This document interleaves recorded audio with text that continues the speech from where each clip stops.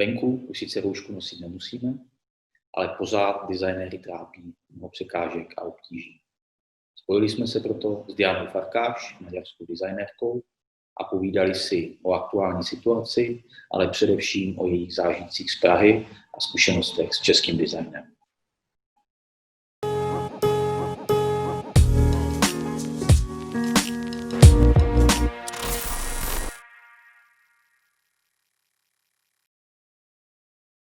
Welcome in the Me Design home, and thank you for joining us for a little conversation about... Thank you for asking. Yeah, you are welcome, and really pleased to have you here again, actually, because you've already been here personally in Ostrava with your designs, but the situation is a bit different. So, a very simple question at the beginning: how are you coping with the current situation? The lockdown, some troubles with traveling and work. How did it? I had a really, I think, extreme experience because I left my country to go to Sweden for an internship in fun design studio, and I didn't expected this whole thing coming.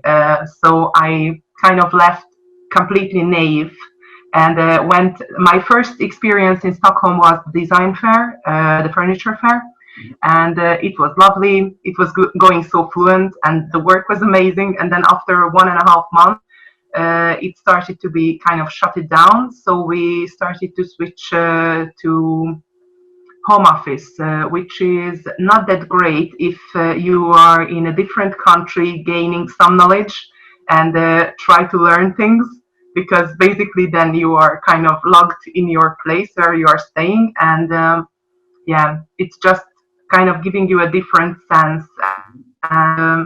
So I did 1.5 other months in home office to help them, and then I just left. I quit work the day before yesterday, so it's pretty much a new experience. So I didn't really have this sense of actually coping, but it definitely also touched me a lot.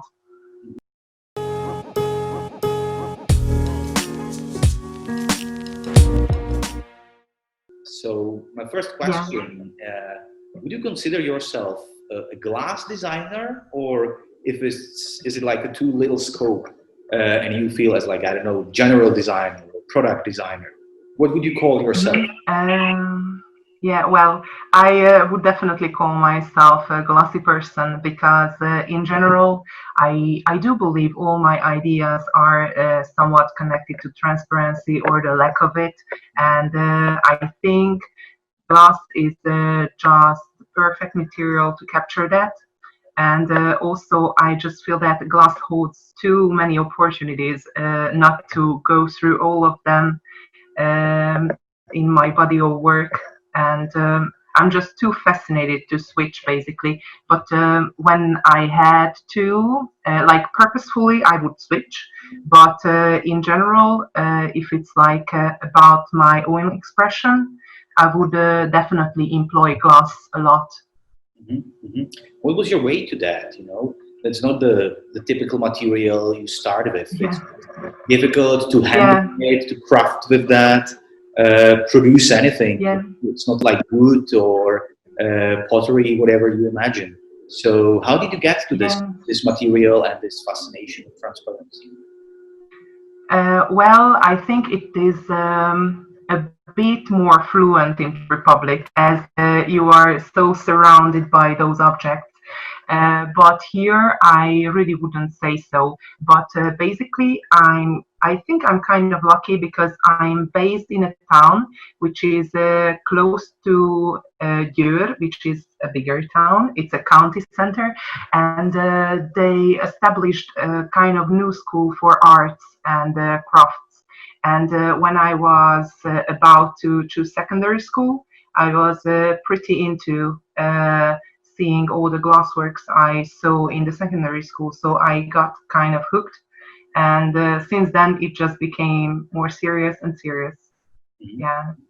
Cool. So this is how it started, and yeah, I just enjoyed that 5 year of practice so much, and I just had my teacher as kind of a role model, and if you are following a role model, you end up in the school where he got educated, and it really blew my mind. And the Moholina University of Art and Design was definitely the school here to go, because there is no other school minding or coping with glass in any sense, such as MOME does. Well, but that wasn't the only school you experienced in your life. You've traveled quite a lot. Can you compare a bit, maybe the experience from Hungary, from Ireland, if I remember well your CV? You've also spent some time in the States. Before getting to Prague and your Czech experience, what about other countries? I would say I just experienced the USA through really interesting lenses, because I was in Filchak as a nanny for a really small kid. So actually, I would say I got a bigger overview than anyone else who attended the school, because I was freely able to move around. And it was really interesting to see that how they are kind of like carelessly putting their heart into their works, and they are not really doubting or questioning themselves as much as we, I guess, so do. So for me, this passion was really contagious, and I loved it a lot. And also I got to know really lovely artists from my own generation worldwide who are doing really well, and whom I got that really great sense to talk about art, talk about glass in general, and seeing each other's work and appreciating each other's work. And I think I would definitely miss this, because the Hungarian glass scene is really small, and it is definitely more focusing on art. And I would say like at least 70% of glass are works, like whatever works. I wouldn't call them artworks, because then you are just talking about art basically. But 70% of all those works are like artworks and coping with fine arts rather than with design. Mm-hmm. That's quite interesting, I would say. It's definitely different compared to the Czech Republic, I would say. Well, we tend to think that our glass scene is something like super special and something we might be really proud of. So I'm not surprised actually here. You should be. Thank you very much. Yeah. Thank you very much. Surprised here. My pleasure to give the compliment. By the way, the Hungarian scene in general, because you live so close actually. In the past, we shared one border. We were neighbors, one country next to each other. Nowadays, still, like measuring the distance in kilometers or in time, you are very close. But maybe especially because of the language barrier, there is, I would say, lack of sharing, lack of information about Hungary at all. Not especially about art scene and design scene, but about Hungary at all. So, how would you describe the art scene, design scene in Hungary? Are there some specifics? Mm-hmm. What you are proud of? I think I would definitely mention Fische, because actually this is the reason, and that's the way I got to Ostrava. Mm-hmm. So I would definitely proudly mention that one, which is an association for designers and artists, which is really elevating company in general. And we have like all fields what you can imagine, from animation to architecture and all sort of like design, like basic design things like glass, ceramics, metals, textile, furniture, whatever you wish. And it is really nice to team up with Fischer all the time, because they have an amazing gallery just step away from the Parliament, which is like really a mind-blowing placement. And also I would say that how we can succeed in general with design, it is pretty much about cooperation with other designers, because, you know, if you are paying your own booth, it's kind of an experience, expensive experience to have. And as an organization, you have more possibilities, I would say. And the same applies on glass, let's say, art. So we have the Hungarian Glass Association, which is something really powerful. And I think this association and all the people who are doing something for it should be really proud of themselves, because I think now in every 3 years we have a really momentous exhibition showing off all the artists and designers who are interested in glass, minding glass in whatever way, but in a skillful or experience level. We have this amazing opportunity to have a group exhibition, which is really massive. And it's the last in 2010. At that time we had 3 artists from Czech Republic, Slovakia, and Poland to represent also those countries. And we had this whole thing in the Lord's, I don't know how it's called in English, like the Lord's room in the Basilica of St. Stephen. So it was amazing. And I think how we can go is pretty much about collaboration. And I think this gives us kind of a power. And also with the Hungarian Glass Art Society, we are supposed to have an exhibition in Germany.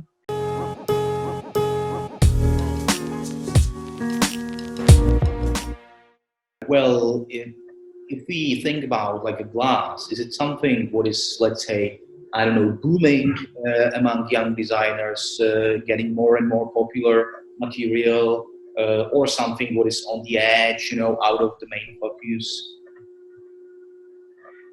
It is definitely kind of out of reach. It is really not the thing what most of the people would feel engaged about. And also since the educational system started to be shaped here, it is not really supportive in terms of applied arts, I would say. And also we had 3 secondary schools for glass design, like few years ago, and one of them, which was also a significant one, got shut down. So it also affects the whole scene. But in general, we have like a really small amount of, and also it is really represented in the school as the smallest department of all. So it is not as momentous within the school as well.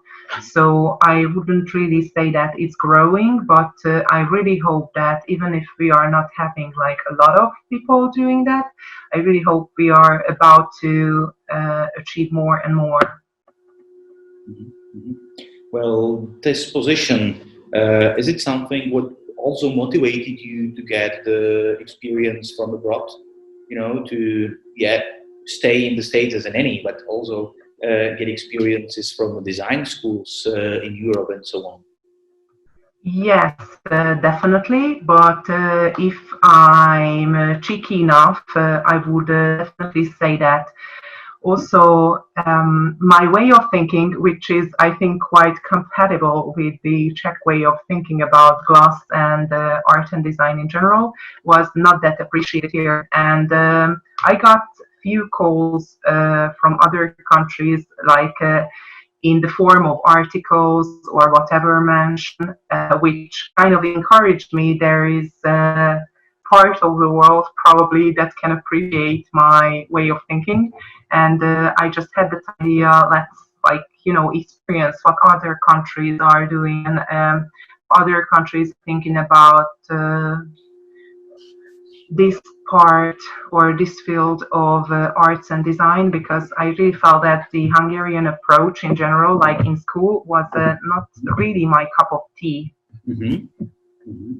Well, that leads me to the important topic I would like to speak about, and that's your experience in Prague, the University. Oh, well. And the experience of Ronnie Plessel. So first of all, how did you get there? You know, what was the acting point? It was kind of tricky because I always wanted to enroll studies there, and I really got encouraged by one visit when I was visiting some friends exhibiting in the Stanislav Libenski Award, because before that, like I would say years before that, I was also participating with my bachelor work. And then I had my lovely friend Elinor Portnoy, who's based in London, and she also got to be living there, and I got to know her in the States. And I said to her, like, you know what, we can team up and meet again. And when we went there for the exhibition, I got the courage to just get to school and kind of take a look around. And it was after the closures. So everyone was basically damaged and everyone was so over themselves. But at that point, I was there, the stranger asking, like, is it possible to take a look around? So I managed that because Ivan Pokorny was willing to show me around, and we went there with a few friends, and I was completely fascinated. Like, I don't know if you have ever been in the grinding studio of the glass department, but it's like mind-blowing. You have the whole place surrounded by the core of the city. And it was something really unexpected for me, because back home we had pretty much the center of the city, because back then the campus was placed in 2 points. One of them was the Applied Art Museum, and the other one was the campus in Buda, the Buda side of Budapest. And we were in the Applied Art Museum, and it was actually a basement. So I was immediately hooked by the fact that you can also grind above the ground level. But in general, also Ronnie's design approach, because obviously before that I couldn't guess what was his educational approach, really caught me. And I was pretty much interested, and actually I went to Ireland before that to gain the English knowledge I wanted to gain before I would hop into such a situation. And also I thought that it is useful to get other experiences from a part which is not that close culturally and historically to ours. And I was pretty much preparing everything to study in Umprum, and I'm so happy I was chosen. Nice. But basically, the first movement was like almost unintentional visit, which caught you. Like that was the moment you fall in love with the school, and from that you just wanted to get there. Yeah, I wouldn't really call it unintentional, but in general, you know, you got through your education, you got to know all sorts of amazing glass designers and glass artists, and usually whenever you check something, you can really end up with Czech designers as the peak of this industry. And you know, whenever you are doing an art or design research for your project, if you end up with names you are familiar with in terms of thinking, I think you are kind of destined to get there, I believe. So I would say it was a bigger force. But in general, when I visited the school, I had this kind of, encouraging feeling that it's really a cool place to get.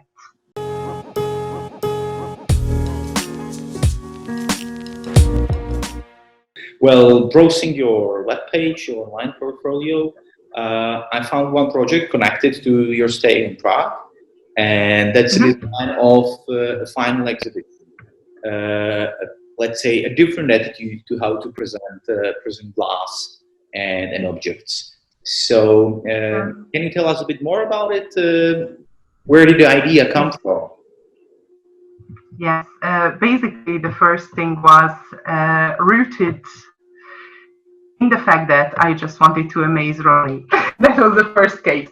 And after that, I just thought that it's such a cool thing to design this whole space, because for me it was kind of spacious. So I think the studio itself and also the architectural quality of the building is such a nice opportunity to use.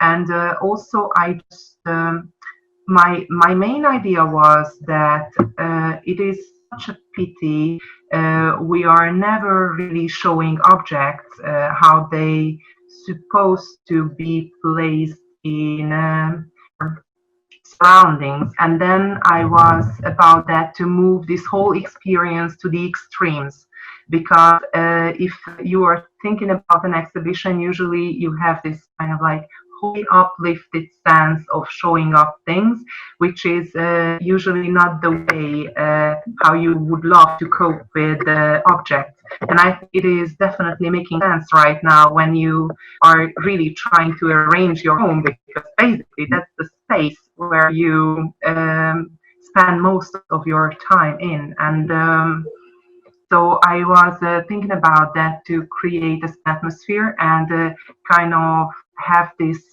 whole uplifted feeling on the next level. So I don't know if you personally saw the exhibition or not. No, just online, on our webpage. Yes. Yeah. So basically we had a really, really long, 10-meter long table, and we placed all the objects on it to have this equal representation for each and every object.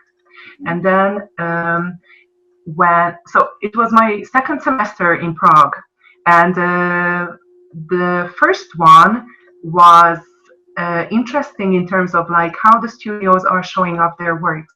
And I realized that I'm really missing the multisensory feeling of an exhibition, because I think it was the D3 studio, to gossip about them, which had like really, really banger, whatever, like thrash music, while they had a completely different exhibition on. And it was something like, it was definitely just for the guy who minded the exhibition, who wanted to enjoy the music, but it was a really strange experience with all the objects. And so I really wanted to design a whole like sound and landscape and sensory-scape, which is supporting the whole idea of this upliftedness and we were playing like curated music from Tim Hacker to achieve this really like kind of like glitchy heaven feeling. And also the whole place was covered with foam, and then you also had this lovely walking on clouds feeling, just by your senses, by walking on that foam, but also you had this fog which was laying on the ground and getting up slowly. What were the reactions of your schoolmates? As you said, it was something different. What they were maybe used to do. It was a different way of presentation. Were they into? Were they caught by the idea, or a bit, reserved and like staying in a distance? Oh, we are not used to that. Well, I think Czech people in general are not reserved when it comes to whatever madness, and I think you should be proud of that. I think Czech people are just relentless, and it's a nice thing. It is a nice thing to have, and I can be pretty much associated with that. So I was really amazed about how supportive they were. Actually like paint the whole studio because it was kind of dirty, and we needed like white walls, because otherwise if the walls are not white, you can pretend to have heaven, but you are not having heaven.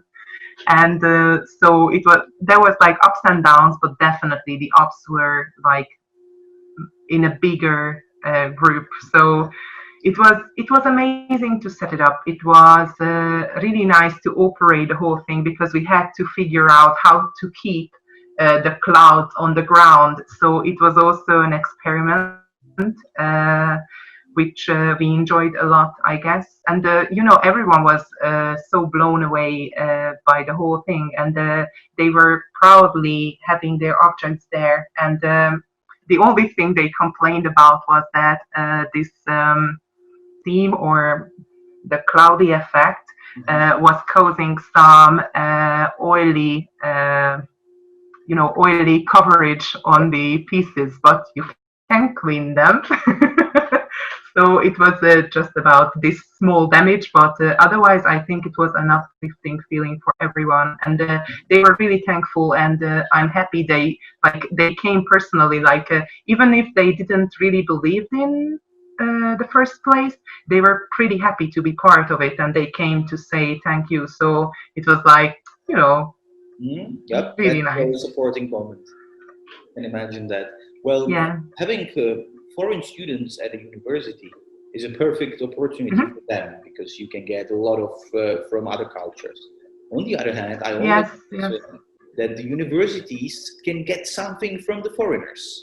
I think they definitely gain as much as the foreigner gains. Yeah, for sure. Yeah. For me, the question is, do you think that this different point of view on how to exhibit the objects has stayed at the school, that your design influenced the way the studio continues in the work in other semesters, in other years?